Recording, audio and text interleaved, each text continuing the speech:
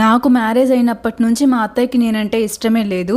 ఆఖరికి నాకు బేబీ పుట్టిందని తెలిసాక కూడా హాస్పిటల్కి రాకుండా డైరెక్ట్ 9 months తర్వాత నా బేబీని చూసింది అని మన సబ్స్క్రైబర్ తన స్టోరీని మనతో షేర్ చేసుకున్నారు. తన స్టోరీ స్టార్ట్ చేసే ముందు అమ్మలందరికీ ఒకటే చెప్పాలనుకుంటున్నాను. 50% అత్తలందరూ తనకి వచ్చే కోడలికి ఏ రకంగా తన గుప్పట్లో పెట్టుకుందామా, ఏ విధంగా నరకం చూపిద్దామా అనే ప్రయత్నాల మీద ప్రయత్నాలు చేస్తూ ఉంటారు. సో ఇక్కడ నేను చెప్పేది ఏంటంటే, మీకు పెళ్లి కాకముందే అన్ని విధాల ఫిక్స్ అయిపోండి. అన్నింటికి స్ట్రాంగ్ గా ఉంటేనే పెళ్లి చేసుకోండి. పెళ్లి కాకముందు మీ ఎక్స్పెక్టేషన్ మంచిగా ఉండొచ్చు, కాలం ఎప్పుడు ఒకేలా ఉండదు కదా. పెళ్ళైన తర్వాత ఏంటంటే మీ అత్తగారు ఇలాంటిదని తెలిసాక మీ ఎక్స్పెక్టేషన్స్ కి కంప్లీట్ గా డిఫరెంట్ గా ఉందని తెలిసాక డిప్రెషన్ లోకి వెళ్ళిపోతుంటారు. అందుకే చెప్తున్నా నేను, పెళ్లి కాకముందు నుంచే అన్నింటికి స్ట్రాంగ్ గా ఉండండి అని. సో ఇంకా మన సబ్స్క్రైబర్ స్టోరీ వినేద్దామా. హాయ్ సిస్టర్, నాకు ఒక అక్క ఉంది. మా అక్కకి మ్యారేజ్ అయిన 6 months కి నాకు మ్యారేజ్ చేశారు. అసలు మా అత్తయ్యకి నేనంటే ఇష్టమే లేదు. పెళ్ళైన 1 year తర్వాత నాకు ప్రెగ్నెన్సీ కన్ఫర్మ్ అయింది.